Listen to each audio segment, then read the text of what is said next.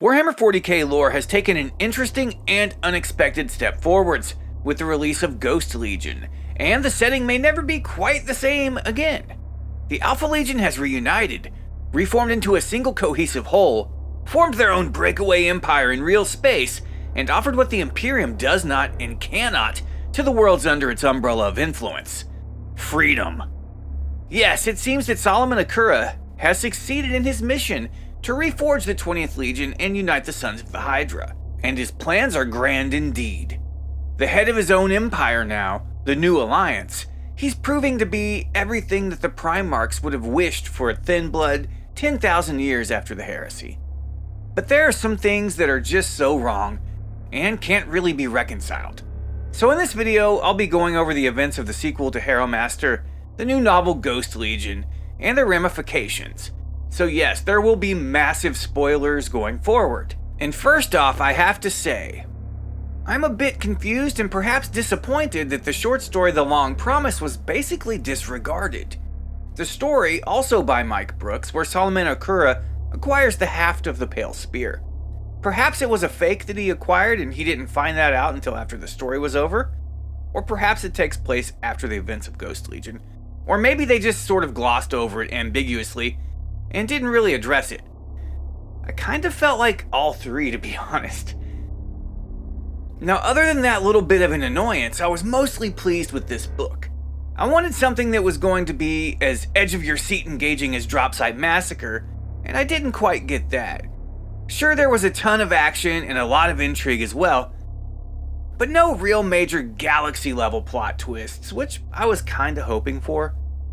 A few subtle ones, but mostly everything was just cut and dry and very above board. Just what you see is what you get.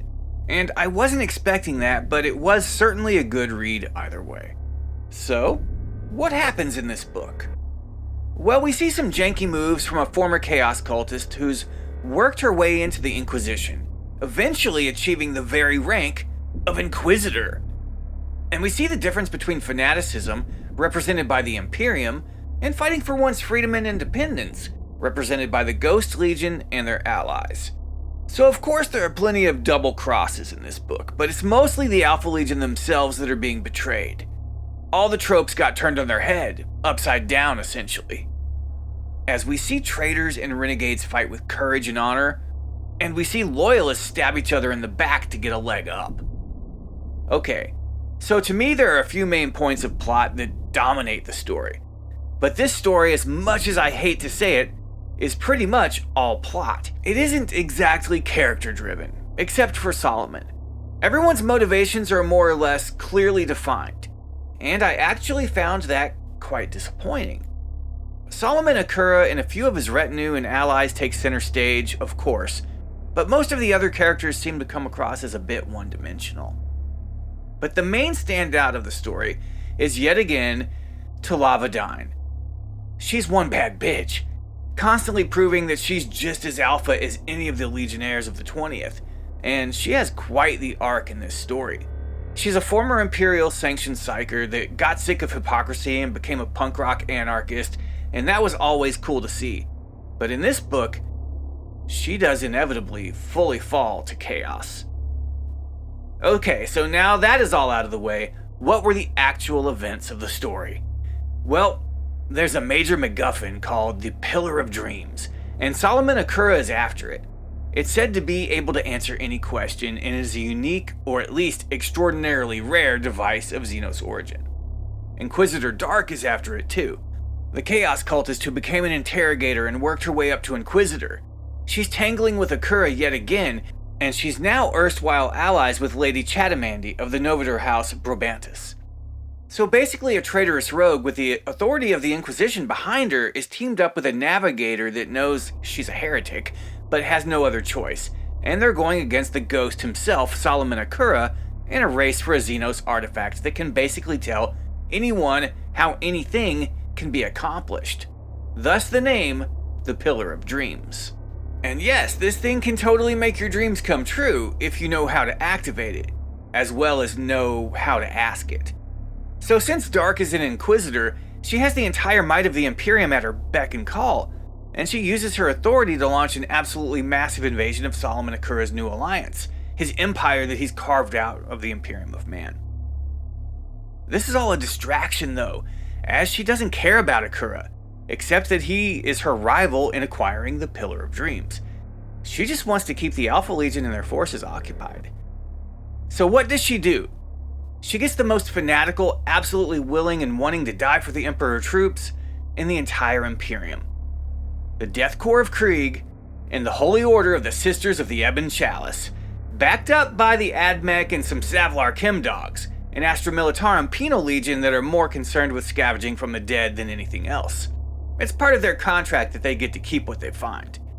On top of all the rest of this, we get some Imperial assassins too, gunning for Akurra himself. Now this book is an action story, hardcore. Lots of bolter and chainsword action, lots of fighting, some very desperate in nature. Some great last stands and betrayals, some awesome infiltrations, and some truly comical moments as well.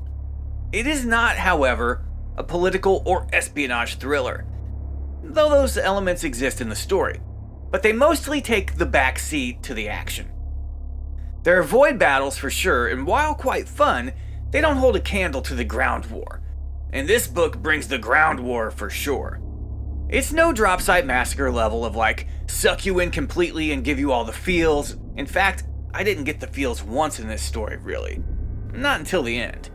There were highs and lows for sure, but not the kind that make you feel like you're there in the trenches yourself. I felt like I was watching someone else play Warhammer, rather than playing a game of Warhammer myself, if that makes any sense. Still, the ground battles open with a bang. Alpha Legion, of course, shows just how sneaky they can be. But Akurra, funnily enough, doesn't rely on their dirtiest tricks as he's super concerned about the human population. He has dozens of worlds or so, and the Imperium has come straight for his throne world essentially. And they came so woefully unprepared. They're going to die horrifically, without any support. No supplies or reinforcements on the way, just relying on faith and the Emperor's will to see them through, because after all, their cause is righteous, and it is better to die for the Emperor than to live by all means, in their fanatical eyes at least. Except for the Savlars, who were just brought along, but they aren't the type anyone will be missing, so that's why the Inquisitor chose them probably. So when I said that it opened with a bang, I meant that literally. The Imperium was a swarm of locusts showing up and swarming over the defense fleets of the Alpha Legion and their allies. They have massive ships and the Space Hulk the Unseen, but there are just way too many Imperial vessels to slow them down. And Alpha Legion almost loses the space battle, though they do manage to hold on until reinforcements arrive. But they had a surprise that was so fun to see for the loyalists when they landed. So Akurra has everything situated such that there were obvious centers of commerce and production, major cities and rural areas too, and since the Imperials were there, or believed they were there, to liberate the planet, they didn't want to just drop Exterminatus. Also, only the Inquisitor could have ordered that, and she wanted the artifact, the Pillar of Dreams. They stuck to what they were left with, so... The landing zones for the Imperials were deliberately offered by Akurra, as no other areas would suffice for their purposes of landing such a massive number of troops. Like, he chose the ground they'd land on, and he had it hella booby-trapped. The place was wired to the gills. As many munitions as possible were buried just under the ground, along with a ton of promethium that they created a bomb so massive, it covered like many square miles of area. The Alpha Legion waits until the Imperials are getting heavy armor on the ground and troops are deploying from landers, and they blow it. This creates total chaos in the Loyalists, throwing everything into disarray. And into the air. From Ghost Legion, one of my favorite moments in recent Warhammer 40k lore, and this really sets the tone for the whole book. "Report!" Solomon barked. "What is the status of the landing site?" It has been hours since the Imperium first entered the Certran orbit. Void battles had been fought and won, or ground into stalemate, but most often lost. Vakai had done what he could, and with a far greater capability than Solomon would have achieved, but the end result had never really been in doubt. The Imperium would be delayed in some places, and perhaps pushed back entirely in others, but the majority of their attempted landings would go ahead in one form or another, in one location or another. It was simply not possible to defend every inch of a planet's surface from an enemy this numerous. Not even the greatest admiral could have achieved that when working with the resources Vakai had at his disposal. Now the Imperials had touched down, they were out of Vakai's theater and into Solomon's. "They're landing as you predicted, Lord Akurra," came the reply from one of the human officers within the command center. Her name was Yura Sirius, and she was young but already showing great promise. One of those plucked from the Schola Progenium and re-educated to strip her mind of the Imperium's lies. "Your tactical genius strikes again," Tulavadine murmured. "No need for sarcasm," Solomon replied calmly. Tulava looked at him lopsidedly and snorted. "I'm aware it's not a common occurrence, but that compliment was, in fact, genuine," the sorceress said. "I shall mark this day as auspicious," Solomon said. He returned to the hololith. In truth, it was not hard to predict. The Imperium is guided not only by tactical dogma, but on occasion practicality too. This location is far enough from the city to be out of range of conventional ordnance, but offers them sufficient space to set down many landing craft at once within reasonable proximity. Thus, they can avoid either spreading their forces out so widely that cohesiveness becomes an issue due to interceding terrain features, or the shuttles themselves becoming bottlenecked as they await a landing site to become clear. The mobile anti-aircraft batteries we were able to deploy to that location were unable to substantially impact their vessels, and those that have not been destroyed by their fighter bombers are now in retreat. It was the obvious choice for their initial mustering point, and one we were unable to successfully defend, despite our obvious efforts to do so. "And so," Talava said, waggling her fingers theatrically. Solomon did not reply but opened his Vox link. "Halvar, Lord Akurra," Cope Halvar's voice replied moments later, scratchy and fuzzed with distance and interference but audible. Solomon had not always seen eye to eye with the Headhunter Prime, but despite the grievous wounds Halvar had taken on Campar, the successes to which Solomon had led the Ghost Legion had apparently cemented Halvar's loyalty along with his respect. "Our auspexes have the enemy deploying as predicted," Solomon said. "Can you confirm?" "They're skewering a little to the north, but otherwise as expected," Halvar said. "What is your will?" Solomon hesitated. He would only get one opportunity at this, and it had to count for as much as possible. Part of his mind shouted at him to wait longer for maximum impact, but he knew that, as with many of the Alpha Legion's ways of waging war, the initial impact was not always the greatest. The panic, the disorganization, the sudden lack of trust the enemy experienced in their own perceptions, those could be the greater weapons in the long run. He activated his Vox again. "Burn them." Cope Halvar raised the magnoculars to his eyes again. His helm could magnify to an extent, but not as well. Besides, he enjoyed the simple feeling of the physical device pressed against his skin. It felt more active somehow. The invading force was still landing, a seemingly never-ending swarm of shuttles and dropships, as though someone had disturbed an orbital hive of giant insects, which were now seeking a new nesting site on the planet's surface. Disgorged from their metal maws were the tiny black dots of the Imperium soldiers, almost certainly all Astra Militarum. But there were probably some of the Adeptus Mechanicus there as well, maybe even some Sisters of Battle. They were scurrying hither and thither with frantic purpose, undoubtedly seeking either to set up defensive positions or prepare for immediate mobilization. Neither option was going to go according to plan. Halvar waited until a large troop ship set down until the moment its landing skids kissed the dirt. There was no need for him to do so, it just felt more appropriate for there to be some trigger for his action, even if it was an arbitrary one that he had decided upon himself. He would have called it a gut feeling, if half his guts had not been replaced by the living bionics of the new Mechanicum. He pressed the button on his handheld detonator and part of the landing site exploded.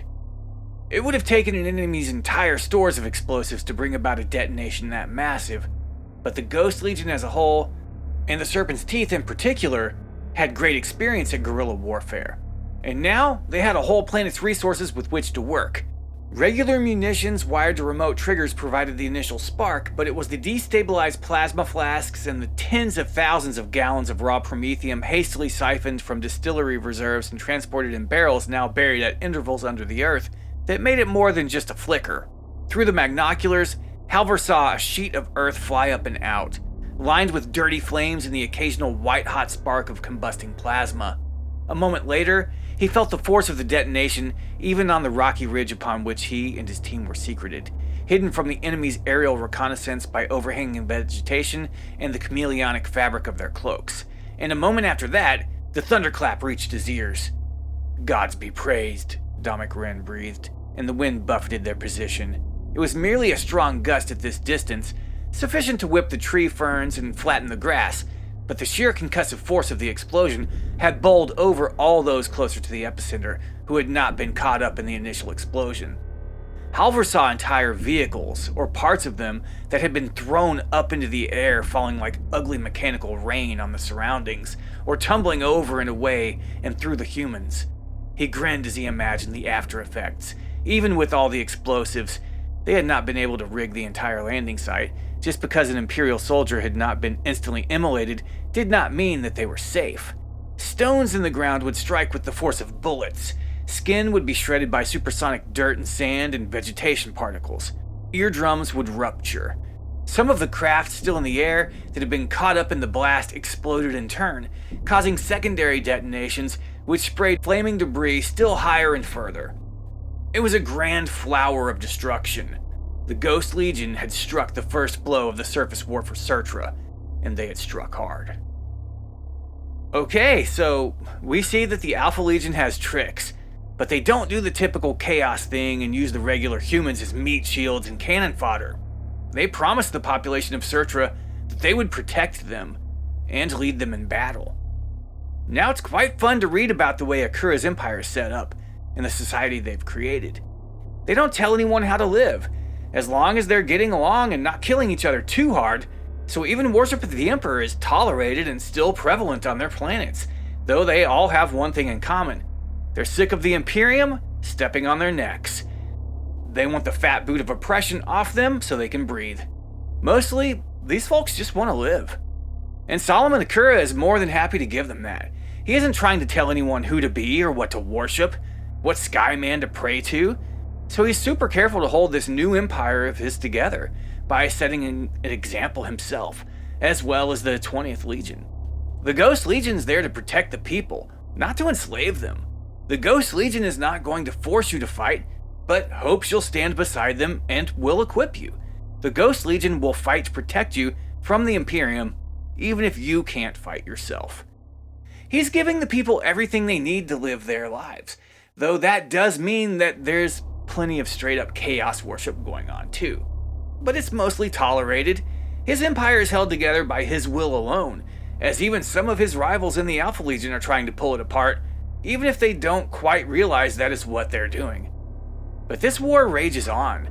Solomon understands the use of symbols better than most, and he understands the symbolic nature of leadership. So he decides to lead a direct strike action against the enemy's head honcho. Honchess? The Sisters of Battle Canoness Paola Domican, intending to strike the head off the enemy's leadership both literally and metaphorically. Solomon is determined to deal a killing blow to the Imperial morale.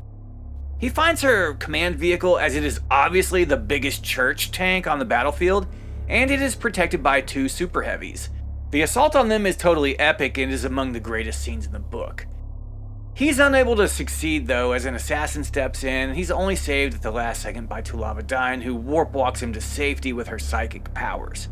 Solomon admonishes her and tells her to kick rocks until she can follow orders better. He did it to make a point in front of the other Astartes that his orders are to be followed, but he would probably be dead without her intervention.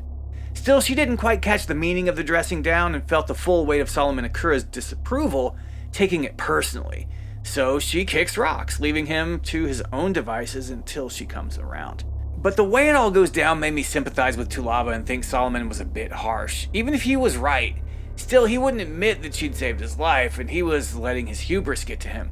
He is a son of Alpharius, who's probably the most arrogant of the Primarchs, so it tracks. Hey, we all have our faults. But the Legionnaires of the 20th did make a point of talking about the purity of the Alpha Legion gene seed, and stated it was, and always has been, the purest gene seed of all. Why wouldn't it be?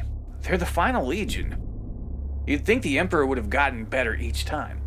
Now, there are Mechanicus forces on both sides of this conflict, as there is a forge on Certra.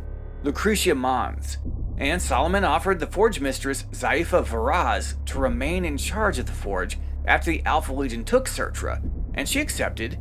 It was that or destruction, and she calculated that she could remain in charge of her sacred machines under her command and still worship the Omnissiah, so it was best to throw in with Akurra rather than to be destroyed. But she's not loyal to him by any means, and is seeking to betray him if and when she's given the opportunity. And the Pillar of Dreams is held in the deepest depths of the Forge of Lucretia Mons. The Admech that work for Solomon don't want to own up to having been party to trying to assassinate him, and he deduces that the Forge Mistress did try but wiped her memory banks after failing, noting that if she had, she wouldn't remember doing it. And Solomon does the unthinkable. He unleashes abominable intelligence to investigate the Admech of Certra. In an Ogren body, he has shoved a nasty AI from the dawn of time, basically the Age of Strife, probably. And this AI shakes everyone down in this story, including Akurra by the end.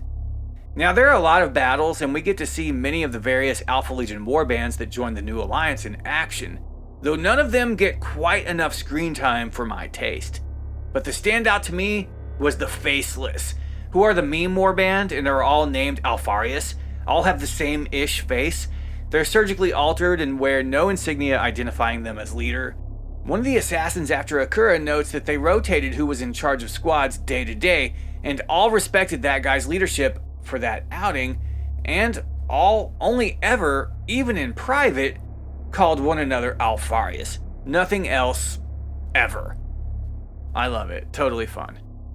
The final showdown is gnarly and something tragic happens, but it really just kind of feels tacked on. I won't go into this here, but Solomon finds out what the true price of being emperor of his own domain actually is. But he does get to use the device, the Pillar of Dreams, which was again an AI device. But this time it was like an AI database for accessing knowledge that Eldar souls held. Like it had the minds of thousands of Eldar psychers in it, all attuned to go Google search the universe for whoever could use it. And that is why the Inquisitor, former Chaos cultist Evelyn Dark, has the navigator Cheta, for short, but Chetamandy of House Brabantis, plugged into the device, and it basically fries her before turning her into a bomb. Again, Tulava Dine shows back up and has to shield Akurra from the energies rolling off the navigator as the device is basically consuming her. She's not Eldred Ulthrin or someone of his power level that is Eldar. She's a human mutant that was never meant to use the device. It isn't that navigators aren't powerful, but she's the wrong person for the job. Either way, Tulavadine made a pact with Chaos while she was away from Solomon, and it actually gave her the power to find him and save him in the first place. But now she has the 8-pointed Star of Chaos undivided, the most obvious thing GW stole from Michael Moorcock and blazoned on her forehead. But Solomon was able to ask the Pillar of Dreams through the plugged-in navigator, literally plugged into the Wraithbone, what he wanted to know. And he got an answer before they warp-walked away, though Tulava wanted to leave. She told him that she'd obey orders this time and stay at his side, shielding him even if it meant they'd die. It was supposed to be touching or something, I suppose, but fell kind of flat to me. Still, he respected that she could keep shielding them, but for a few more seconds, and knew she was using the powers of the warp to do so, and had become not just a former sanctioned psyker, but a full-on chaos sorceress. So he got his answer quick, though only he heard it, and they warp-walked away to safety before the Pillar of Dreams exploded.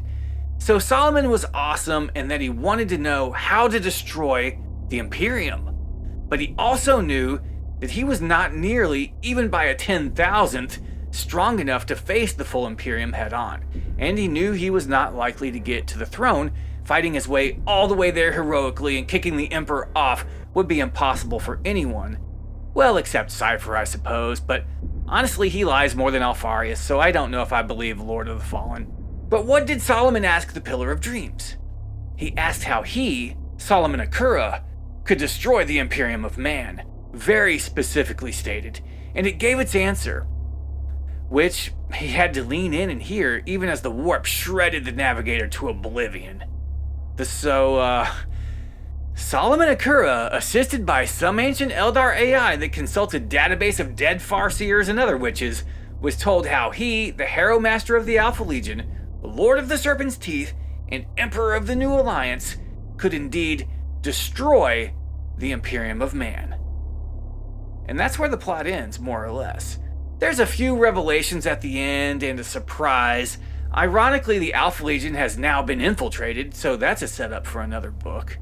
Now, it was fun, but I was looking for, Saving Private Ryan. Hella realistic with all the feels. I wanted that emotional roller coaster and the thrill ride of a James Bond story shoved into a war movie. But that's not what this is. It was more like G.I. Joe the movie or something. And I mean the old cartoon from the 80s, The Real American Hero. Huge epic battles, intense side plots, some lore revelations, but nothing that's going to shake anything up. But it was all a bit over the top and cartoony, and I couldn't help but feel that the author, Mike Brooks, may have been making fun of, everything, honestly.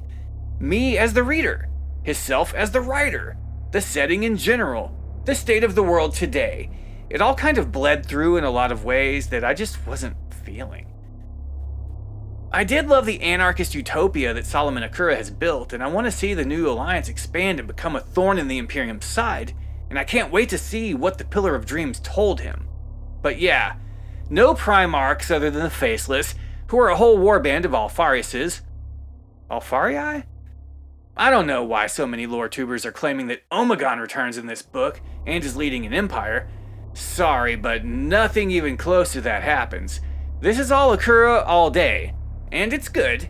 In fact, it's above average for a Black Library book, really top notch. But after coming off some of the best Warhammer 40k and Horus Heresy novels that Games Workshop has ever dropped, at least since the Siege of Terra books like Dropsite Massacre and Ashes of the Imperium, it just didn't grab me in that way. I wasn't disappointed by any means, but I wasn't blown away. It was good.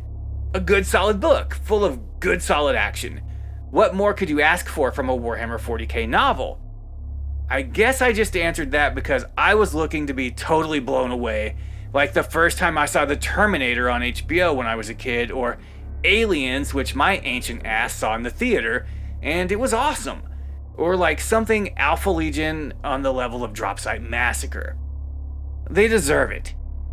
We'll see more from Akurra and his new alliance, that's inevitable.